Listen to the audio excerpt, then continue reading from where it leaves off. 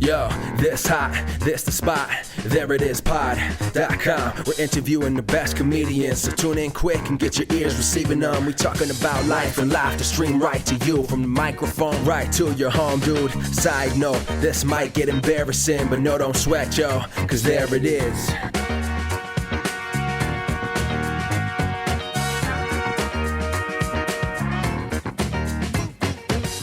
Welcome to the There It Is podcast, a comedy podcast to help you find your inspiration. I'm your host, Jason Farr. Let's do this. Thanks so much for being here with us for a really great episode. It is with New York-based improviser and show producer Delmar Dualeh. He's a friend from the Magnet Theater, and I'm so glad we got him on the podcast. We talk about how he started out in comedy and also shows he's produced, like Friends with Benefits, a biweekly show at Three's Brewing, Greenpoint in Brooklyn. The next show is coming up next Tuesday, July 21st, so go check that show out if you're in the area. Well, why don't we just get right to it? Here's my chat with Delmar Dualeh. Fan of the pod. I've listened to a few episodes, so I'm excited to be here. Thanks. I appreciate that. Now, while we've known each other for a few years, I actually don't know where you're originally from. Are you from New York? I am from New York. Okay. I was raised in Harlem. I spent a few years in North Carolina as a child. Yeah, where? In Charlotte. Okay, because I am from the Carolinas and lived in Raleigh until I was 11, but was born in South Carolina and was at Winthrop, which was not far from Charlotte. I went to Winthrop University. So how long were you in Charlotte? I was in Charlotte from 3rd grade to 7th grade. Okay. And then moved back here. And then we moved back to the same apartment building. Really? My father stayed in Harlem. We moved to North Carolina. I'm one of 6 kids. My parents are both Somali. Mm-hmm. And my brothers were getting into a lot of trouble. So this is what we were told. I'm sure there was more that was going on, but we were told they moved to just try to change the environment. But my brothers just got into trouble in Charlotte, so it didn't really help. But as a kid, all I remember, there was just more space, and the schools I attended were better, and it was fun. I was sad to leave, and we moved around quite a bit in Charlotte, and then we moved back to the same building. Wow. And you said the schools were better in Charlotte. At least the schools that I went to, like I was like bused. So the school was pretty diverse, and I just noticed a major difference. I was in 3rd grade, but I just felt like there were more resources. The schools are better. People always talk about the New York school system, but I mean, it's probably different depending on the borough you're in. It does. So when we came back, we ended up, after a year, my mother lied about our address so I could go to school a few stops away in the Upper West Side for 8th grade. So it just depends on the neighborhood. Yeah. It's so segregated in New York. Yeah. It's all like, it's crazy. There's just so many different neighborhoods. Right. And it could be a wildly different economic backdrop in certain neighborhoods. If you live, based on like, who's living there, like how it is for you to live there, because any neighborhood probably has a good place people want to go to for nightlife, but if you're living in that neighborhood, you might be like, this area isn't as good as that one block over. Yeah. Wild. I know that you started doing improv like 5 years ago. Yeah. You were reading The Artist's Way and you were inspired. Yeah, I love The Artist's Way. You did your research. I try. I love The Artist's Way. So it helped you, it sounds like. Yeah, I didn't do any theater in high school or college. I wasn't necessarily a huge comedy fan. I started reading The Artist's Way in 2021 because maybe early 2021 or maybe sometime in 2020, I did this like 30-day meditation challenge. Where meditate and then journal each day. And me doing that, I was just realizing I was having these insights, and I asked my therapist if he had a recommendation for something similar. And I don't think he even got the name right. He said there's some book, The Artist Something, and you do like morning writing. Morning writing, not morning pages. So I ordered the book, and As weird as it sounds, I remember having the book on my dresser and just walking by it for a few days and feeling like almost pulled to it, which I know sounds very woo-woo and weird. And I've never felt that way about a book or anything else. But once I started reading it for the morning pages, not for any of the creativity, it did dramatically change my life. So I was reading the book, doing the activities, learning more about myself. And I thought at the end of it, I wanted to get into acting. And at the same time, I was watching the show Legendary on HBO. I don't know if you ever Yeah. saw. It was the voguing competition show. Yeah. In the background, I worked at Pinkberry for a few summers in college. Okay. And I saw my former Pinkberry manager, shout out to Sparkles, Oh, wow. with, like, this wig, and she was just an extra, but I noticed her in multiple episodes, and I sent her a text, and I said, "Were you an extra on Legendary?" And she said, "Yes, please don't tell anyone I look crazy." And I said, "I want to like tap into my creativity. I think I want to act. I know you're a performer. Like, what would you recommend?" And she came over to my place. We read lines for the script she was working on. We played some theater games. And afterwards, she sent me 10 different links. And one of them was to Magnet Theater. She's not an improviser. She did the free workshop pre-pandemic. Oh, okay. I can't even tell you why I signed up for a class. I was like, they don't have the free workshop. So I just signed up for level 1. And I think the book encourages you to just like try different things. Yeah. So I signed up for level 1 at Magnet. I had never seen a live improv show. Wow. Yeah. Fresh off the street. And day 1, I was like, I don't know what we're doing, but I love this. That's awesome. I've been hooked ever since. That's really, really cool. I didn't know that it was sight unseen. But that happens more often than people realize. I've got students who are like, yeah, I've not seen a show. And I was like, what? That's how everyone in class reacted to me. And I didn't even know we had a class show at the end of class. I was like, we're going to do this in front of people? How did that go then? Like when you went- got to the show, were you like, this was fun? I was terrified. Yeah. Terrified. I remember like feeling back pain like a few days before. And I was like, ooh, will I be able to make it? I think I've done enough therapy to know that I was like psyching myself out, and this is my fear showing up in my body. And I remember being on stage, like my leg was shaking the first like 10 minutes. And it was an amazing show. I had so much fun. But I was my level 1 and level 2, both class shows. I remember just being so scared those first few minutes. And I feel that way, I think, often in shows. Like the first few minutes always feels like the hardest for me. I don't always like joining the first scene. I feel like I need a few minutes to like get comfortable on stage. But I had so much fun. And I remember even in level 1, people asking me, are you going to sign up for level 2? And I was like, I don't know. And of course, I ended up signing up for level 2 and took all my classes almost back to back to back. And it's such a big part of my life and identity now. And it's funny to think there was a time I didn't do improv. Yeah, and not that long ago that you weren't doing. 6 years ago you weren't. Yeah. Were you someone who was told growing up, were friends like, oh, you're funny?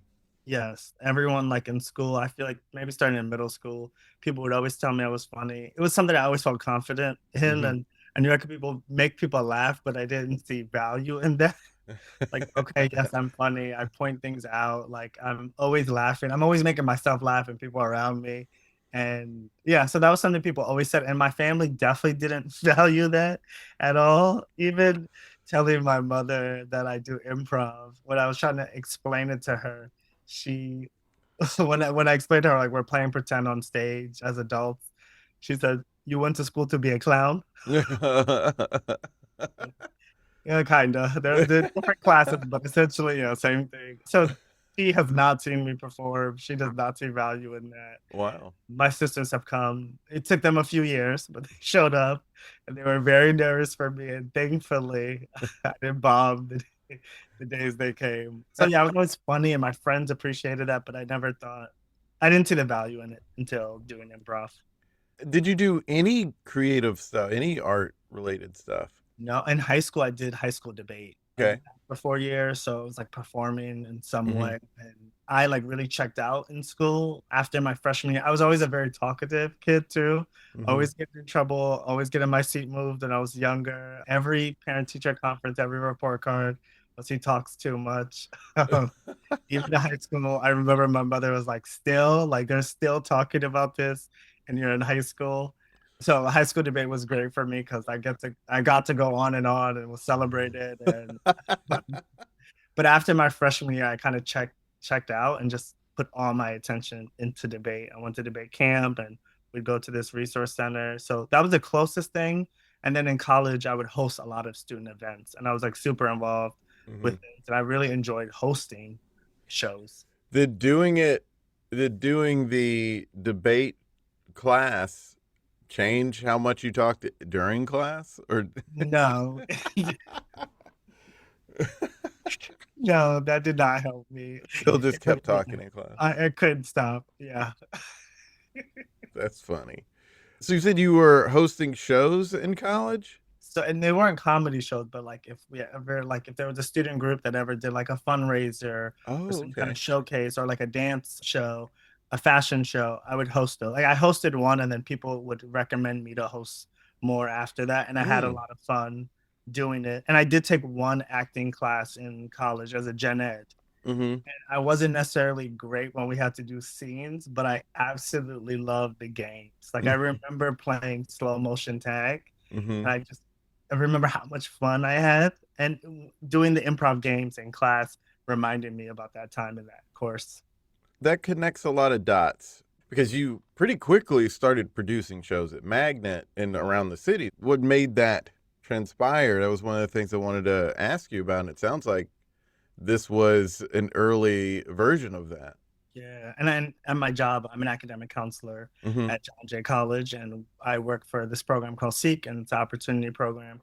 And each year we have a Seek Award celebration, and I often would host that and put events together for students, similar to what I was doing in undergrad.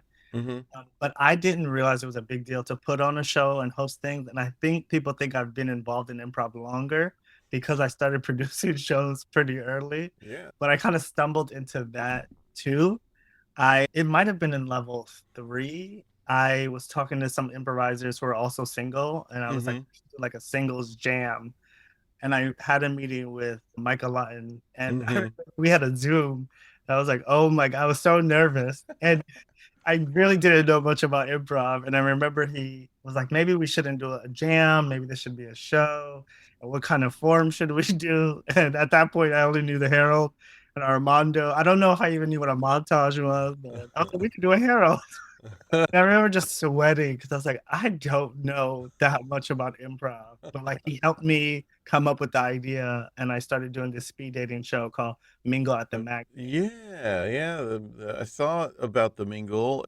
Is that still going on? You doing anything? No, but I'm doing a version of it. I'm doing a show that's related to like dating called Friends with Benefits now every other Yeah, I Tuesday. saw that was going on. Is that still a bi-weekly show? Yes, that is a biweekly. But the Mingle at the Magnet, we would have 4 speed dates on stage, and then we would real speed dates with the audience members, and then we would do improv dates on the speed dates, and it was always a fun show. That sounds like a And fun show. That's a great idea for a show. it was rare that anyone ever really connected, but my indie team, shout out to Loose Corn, we all met in level 2, and Okay. every single person continued and was a part of the indie team besides our big sib, which I know is also probably rare. And when we would practice, we would read those questions. I don't know if you ever read that article, 36 Questions That Lead to Love. It was in the New York Times a few years ago. So we used a lot of those questions, and we would practice during practice, and we'd answer those questions, and we all got really connected. We didn't help anyone find love, but we were all falling in love with each other. And it was always a fun show, and we kept putting it on, and sometimes we would get like pretty good time slots. Like we would have like a Saturday 9 p.m. show if like shows were canceled, and then I kept doing that, and then that led me to start doing all Black improv shows. So I just stumbled into it, and then I connected with so many people, even a lot of the Black improvisers I know, especially the ones that are not at Magnet. I started putting on versions of this all Black show. The first one was It's Almost Black History Month. That I did in January, maybe 2024, 2023. And I got to know so many people. And all these people thought they knew me beforehand. I was like, no, you met me once I put on this show and invited you. I think, yeah, hosting the shows has helped me really connect, and I feel comfortable doing that. And I didn't realize how much of a big deal it is to put on a show, especially get people to come out. Yeah. And you also produce The Function, right? No, that's Devontae. Okay.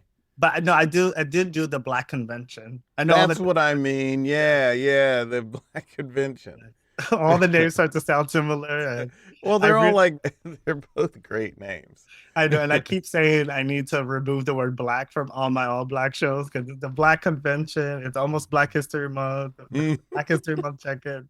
So I put that on, and that was definitely a huge success because, Yeah, people from all over come into that. yeah, having teams from Philly, from DC, I met a lot of them at the Black and Funny Improv Festival in Rhode Island. Hmm. Yeah, that's a good fest. I haven't been able to go to it yet, but I just know about it from covering festivals, and that's one I always am like, this is a well-run festival. Like, not all of them seem well-run. And they really take care of you, which is nice. Yeah, Like that's nice. they pick you up from the train, they offer free housing. If you do like the ensemble, you might get a stipend. And everyone is just so nice. All the people that work at that theater, I've been twice, and both times such a great experience. And the first time I got to meet people from all over, which I thought was so cool. I'm like still discovering so much about improv. I'm like, oh, the people are doing this all around the country, all around the Hmm. world. Hmm. It's just I love experiencing it, like just and learning more about it too. That's awesome. And the show that you're doing, the Friends with Benefit show that you're doing, is that still happening in Brooklyn? It is. It's at Three's Brewing, Okay. every other Oh, it's a great spot. Tuesday. The next one is July 7th. It's a nice space. Yeah, at Hmm. 7 p.m. And we have stand-up comedians who start. Usually we have three or four. And then the theme will be like dating, hookups, relationships. And then we'll do improv based off their stand-up. Okay, cool. Are you doing it outside in the backspace or upstairs at So Threes? upstairs. And Okay. it's a pretty nice space. Yeah. And it's a free show for now. We might end up charging $5 or $10, but for now it's a free show. And it's been pretty fun. I started in May, Hmm. and it's been great. I do it with Ken Litton and this woman who's a dating coach. She's always involved, and she's trying to create this Greenpoint social club where people can meet in person. Yeah, that sounds awesome. When did you say the next one was? July 7th. And then the next one, the 21st?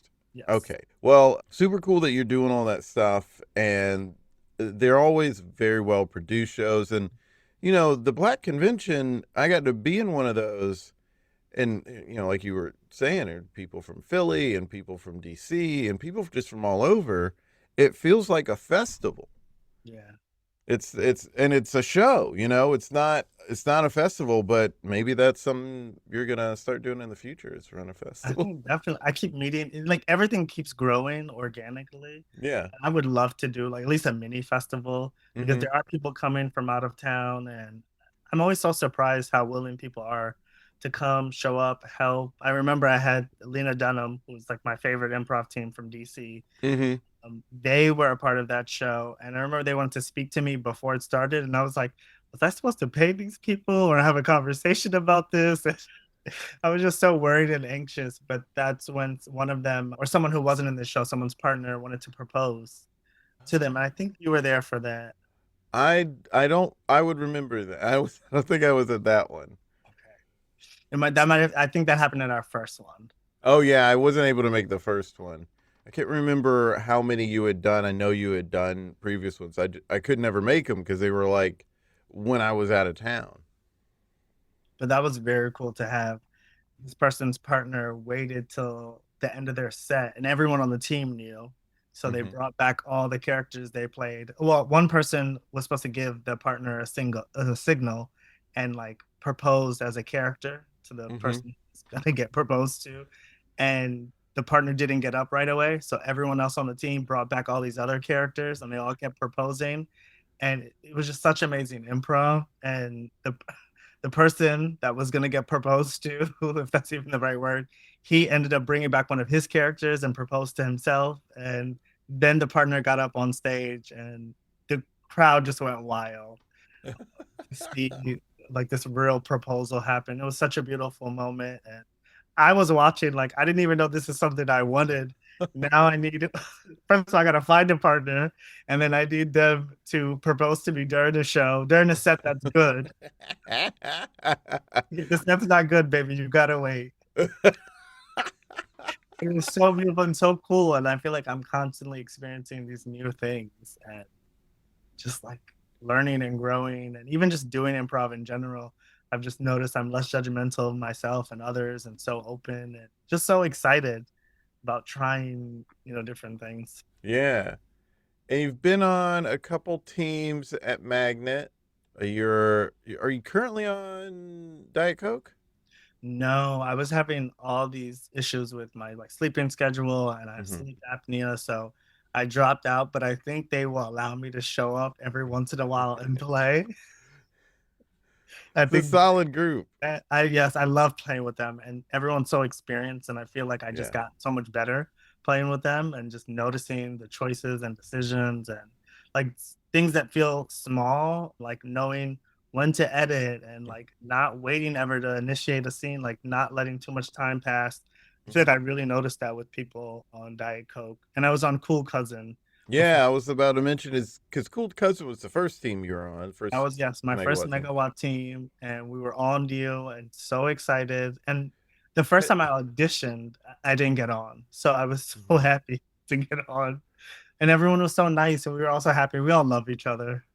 Yeah, were any of them people you had taken classes with? No, so Okay. I didn't.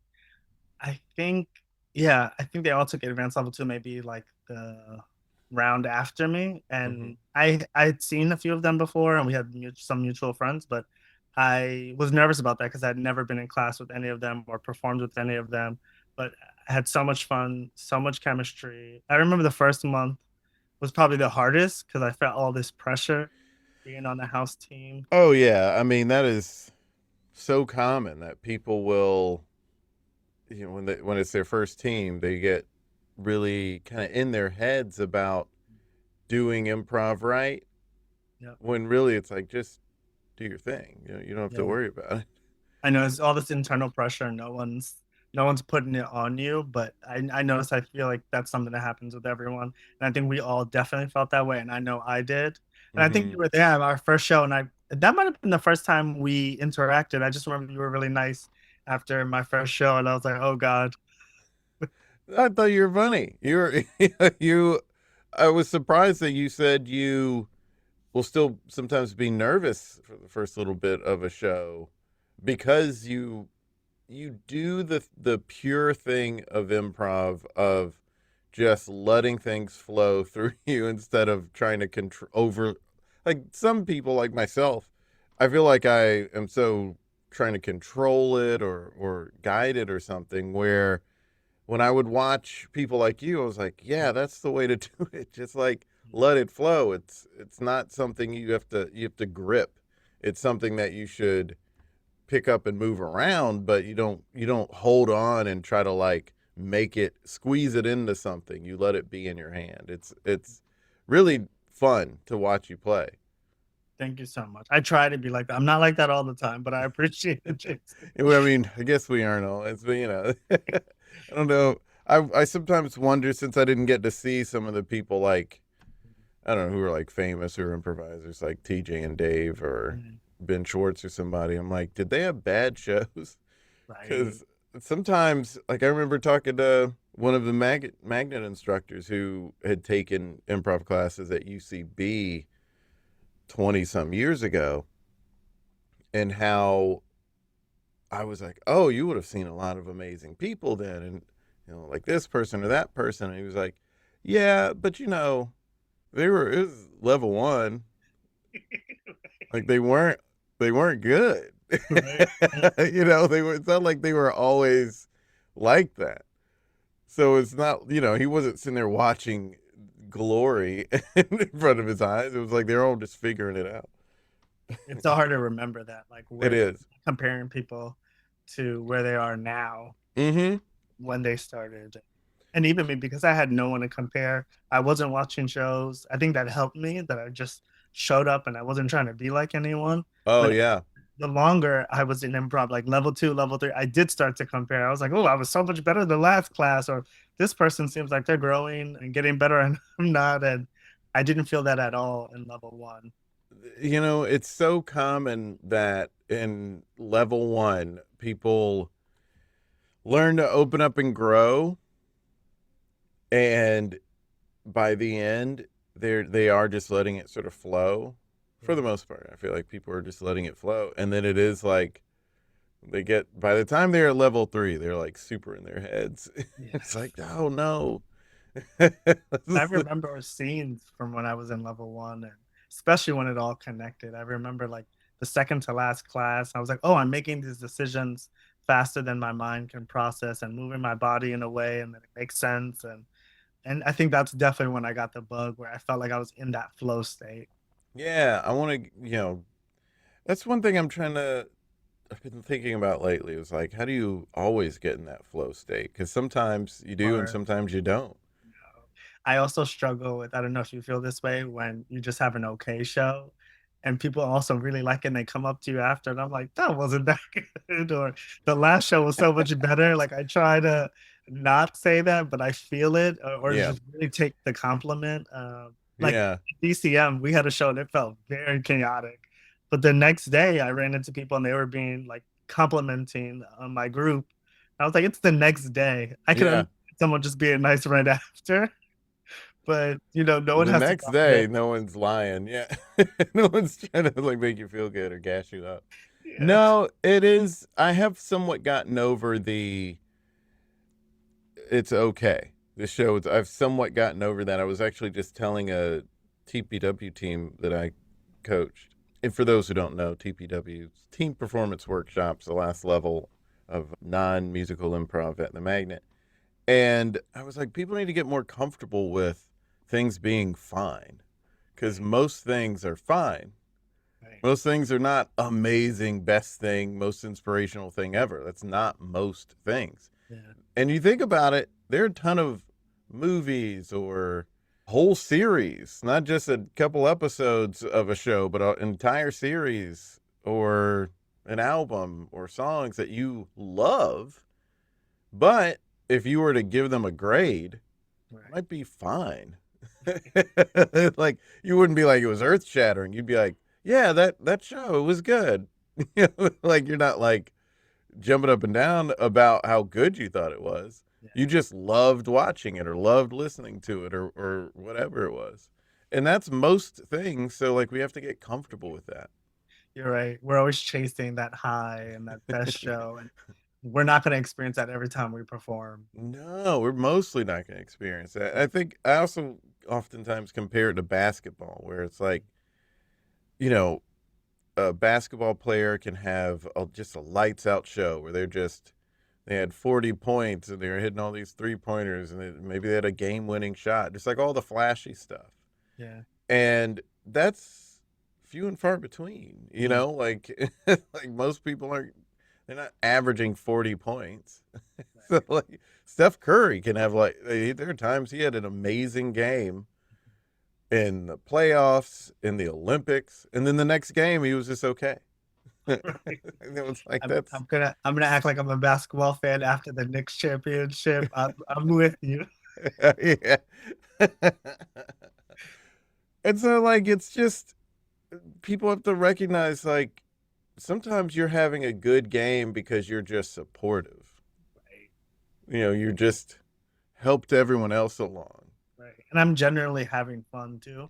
Mm-hmm. Sometimes I notice I'm laughing more than the audience, like on the sidelines. Yeah.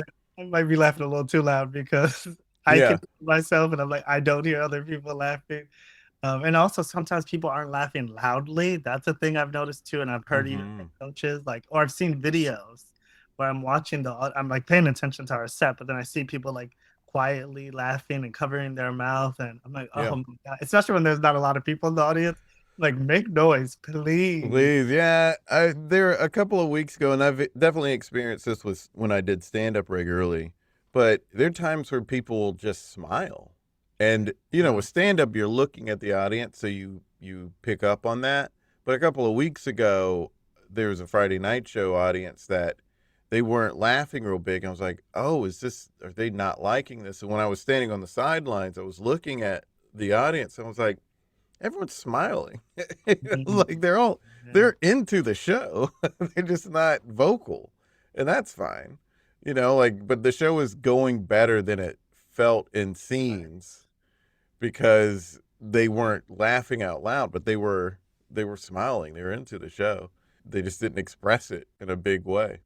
I've noticed too, even when I'm like not having a great show, and early on, even when like I was in a class or a practice, it's rare I'm not gonna enjoy at least one thing, even if it wasn't something I did. I'm like, there's always gonna be something someone does that I enjoy, and like trying Hmm. to remember that too, and how important it is to let people know you like what they're doing, Yeah, for sure. even if you're not having a great night or you're in a rut for a couple of weeks or months. Yeah. So I feel like that happens too, where it's just not all clicking sometimes. Yeah.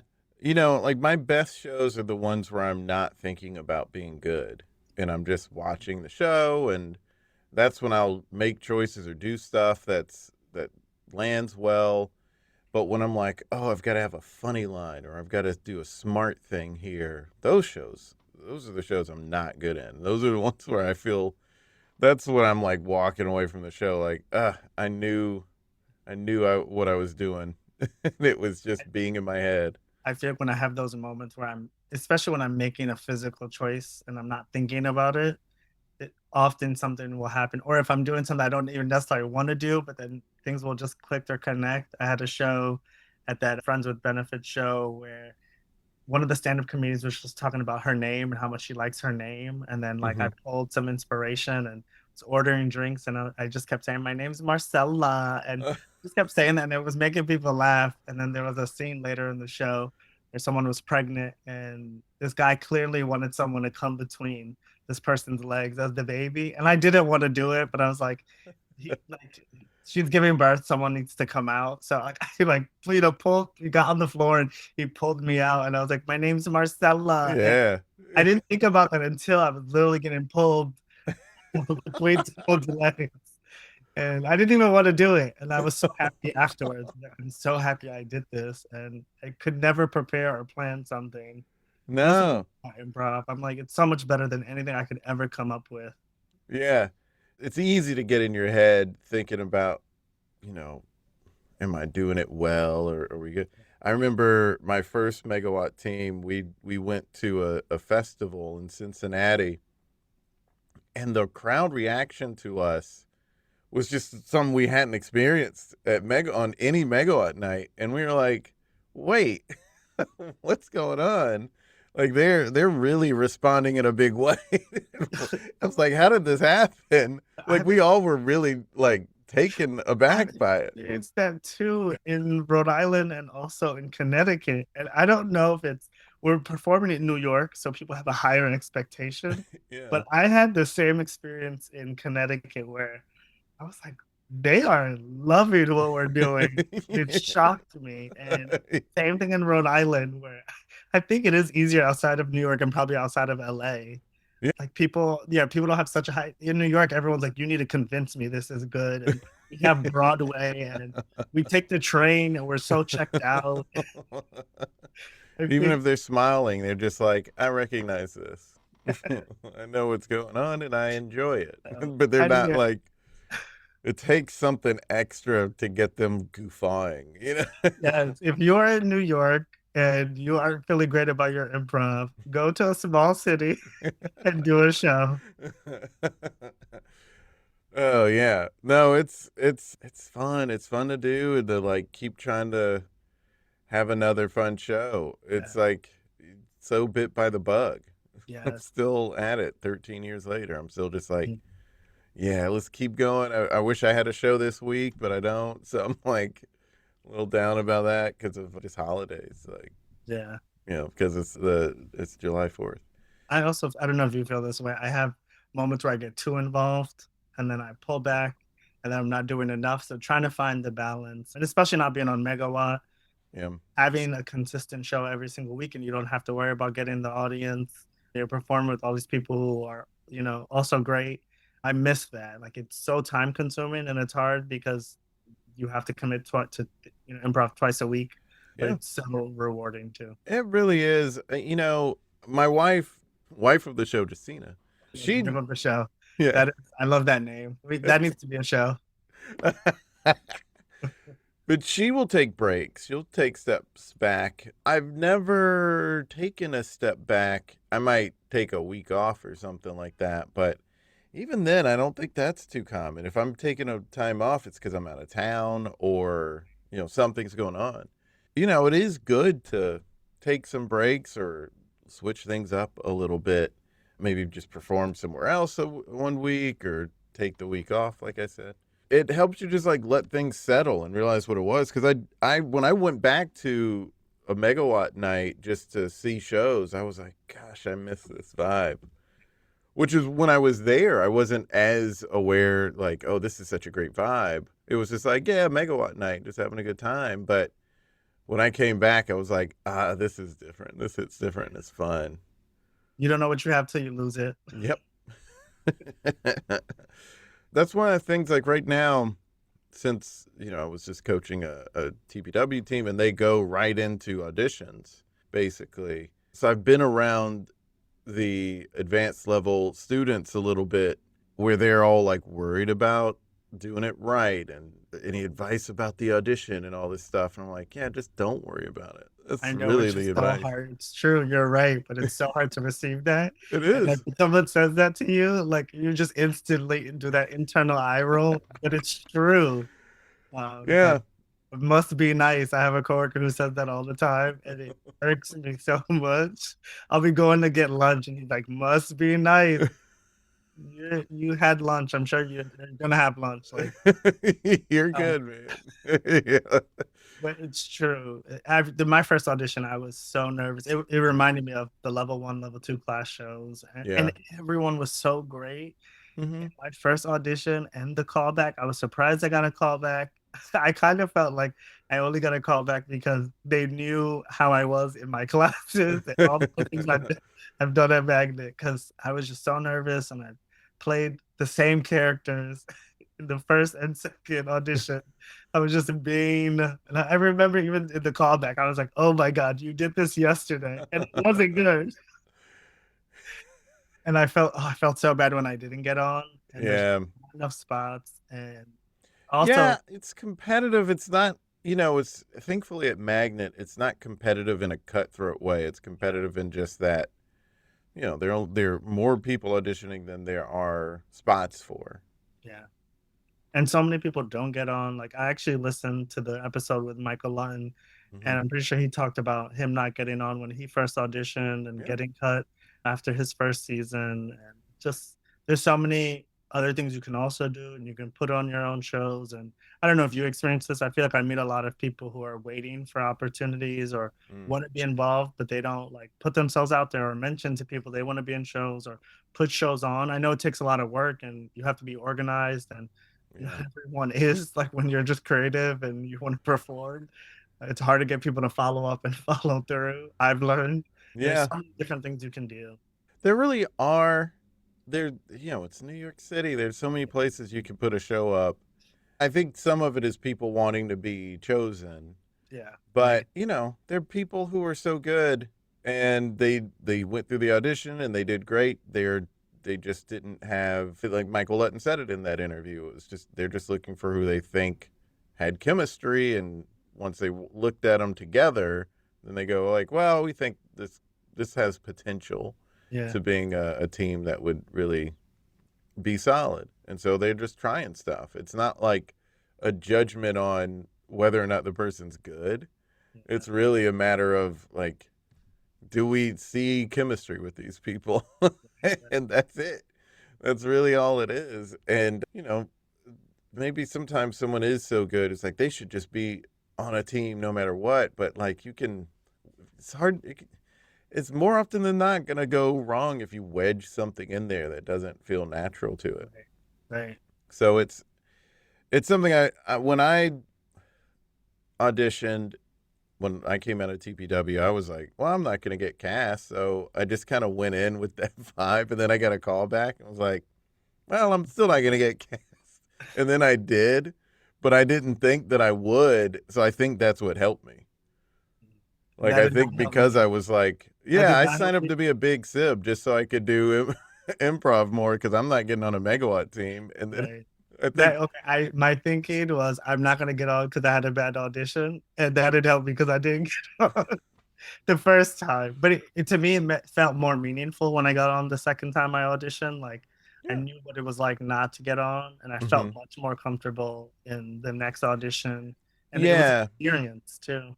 And from an artist way point of view, that may be just the lesson some people need sometimes. It's not anything other than having the experience and being like, oh, I see now, and this time this feels better, Right. but also because I'm way out of my head more than I would have been Yeah. if I had gotten it the first time. Yeah. Like it's all helpful. And it also is never enough because you get on and then you want to do other things. You want to be I on want to do another more shows show. that there's more Yeah, time for. it is nice to get on and it is a privilege. And like we all do want to be chosen and get these other opportunities and feel like we're a part of the family. But yeah, then you get cut. I remember when Cool Cousin got cut. This this was funny. I think the year or the 2 years before, or most of the seasons before, Mhm. we got cut. I think all the new teams got renewed. So Oh, this isn't a policy, but I kept telling everyone on Cool Cousin, don't we have nothing to worry about. We're gonna get renewed. Like everyone gets renewed after their first season. So I really wasn't worried. And then we got cut. yeah. And I was so devastated. Like I remember I even cried. I was so surprised by my reaction to Mm. it because I was having so much fun with them and they come in. No, it's understandable. It's that's all valid.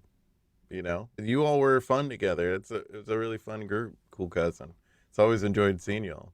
Tough breaks happen too, but it's cool that it happened. It's cool that Yes, Cool Cousin got to be a team. yes. Those are my cousins. But yeah, people need to like put shows up too. I don't want to diminish any of the experience, but it is. People don't have to do the most elaborate thing. They could just, Yeah. there are shows that a person is booking and they just put on random indie teams. And if you said like, hey, we'd like to do your show sometime, they'd love that because then they don't have to look for somebody. Exactly. And I think people think it's harder than it is. And Hmm. especially at Magnet, they're so supportive.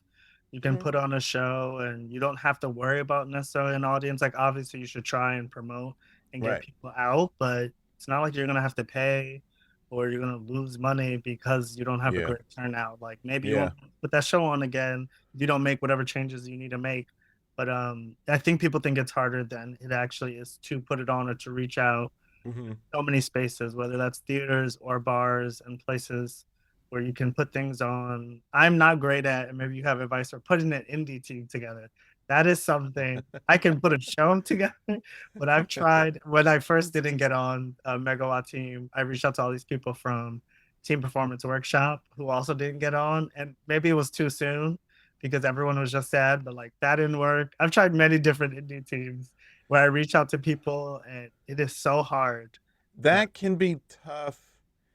I think the one indie team that I was on, it was because we all were in classes together. Like we just had level 3 together and just fell in love with each other. And so we started, like, we loved each other's improv. And so we just kept taking classes together. At some point in the mix, we were like, let's do an indie team. So that feels really organic. But I mean, that was a special situation that I didn't realize is not super common. Like now that yeah, I've seen so many, since I've been teaching for a couple of years, I've seen so many different groups, and certain groups bond, and certain groups like each other, but they don't bond. It's yeah, it's just different, and so I realized just how lucky my group of friends were, for us to have found each other, because yeah, that wasn't common. That is not common, but if you are trying to like, if I were to give advice on how to do indie teams, it probably would be like find the people who you're getting along with in classes mhm, because they're familiar with you. Because it is tougher when it's like, well, we don't know each other that well, but we know each other because we've seen each other around the theater.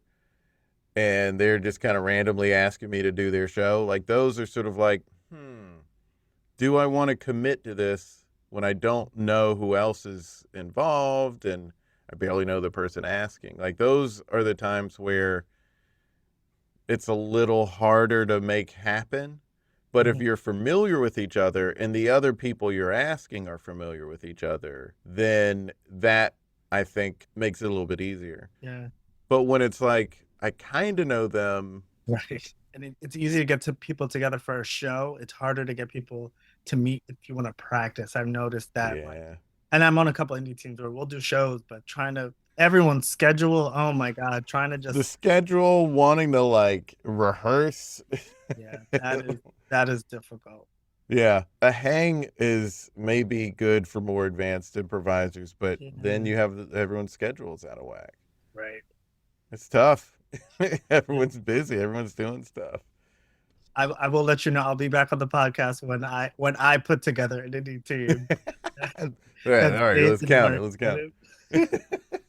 All right. Well, we've reached the end of the episode, but it's time to create something together. And you said, and this was I'm glad you said it because it was the idea I had. You said, I know how to put together a show. So let's walk through, because you've had such success putting together shows. What advice would you give someone, or what steps do you think someone needs to take in order to put together a solid show? Yeah, I think the first thing is, what is the theme of the show? And if it can be just even somewhat unique will help. Like you could put a show together and just get a whole bunch of indie teams to perform. But if you have some kind of theme, like a family reunion or a dating show, or like our worst show ever, stories about your worst performances, whatever you can do to just like have a clear theme is where you should start. Unique title, unlike mine. Any Black show I do, Black will be in the title. They're so unique. The Black Convention is a unique name. That's a fun one. I just want to be affirmed. That's why I'm doing this. But think of a theme, the title, and then who you want to obviously be in the show. And you could always do like your own indie team and have an hour-long show. It's sometimes easier if you have a few teams. But if it's an hour show, don't have too many, because you want everyone to get at least 15 minutes, like minimum 12 to 15. So I would say have no more than 4 teams, but like 3 is a good, amount, or 1 or 2. You have to remind everyone because people are not organized. Be prepared for someone to be late. Be prepared for someone to forget the show's happening. So you have to send email reminders. You got to tell everyone to get there early to warm up or some information. Most people are not going to do that, but you want people to get there on time. Something I've learned, because I am a stickler for being on time, and like a lot of people aren't. And I hate to say this, but when we do the Black shows, people be late. I hate to say this, but it's true. I will say, it's true for everybody. Okay, yes. It is true for everybody, but I mean, I've been to the shows that you're talking about, and I was like, where's Sydney? But Sydney... coming from another show. She's coming from another show. Literally. Sometimes it's like did some show at the Barclays Center, and then she's coming Yes, over. I saw that. Yeah, no, yeah. So she's got some other show that's in front of everybody. But I've learned, someone told me to check the train schedules if there's any delays or if there's anything happening.